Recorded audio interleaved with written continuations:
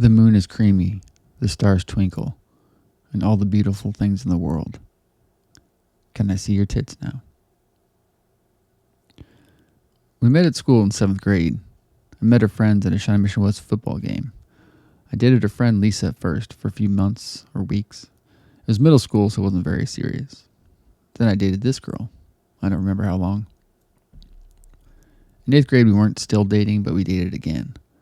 I don't remember if it was the summer after 8th or after 7th, but we didn't have school, and my brother drove me to her house in his black 4-door Taurus, of which I have many stories to tell. At her house, it was just me, her, and 2 of her friends, Annie and another girl. I can't remember if it was Lisa or a girl named Melissa.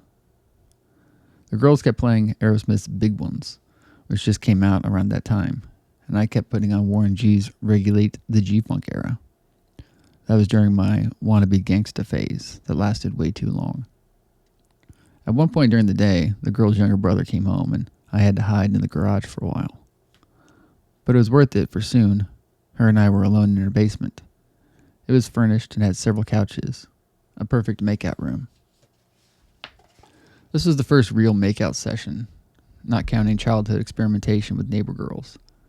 The girl had on overalls. I had the top pulled down and her tits plopped out. I gave them a good licking, or my best attempt at a good licking. I pulled my piece out and she touched it a little, but wasn't comfortable putting me in her mouth. It was a good time. Upon leaving, I remember her opening the front door and then the screen door. I came up behind her and wrapped my arms around her, and I slid my hands down the front of her overalls, my hands and fingers sliding beneath her panties. "Oh, pubes," I said, as my digits parted the hairs and then her slick fold. She smiled at me with a surprised look on her face. We kissed, and then I walked my gangsta wannabe ass all the way home, smelling my finger from time to time. The first scent is something that would soon control me.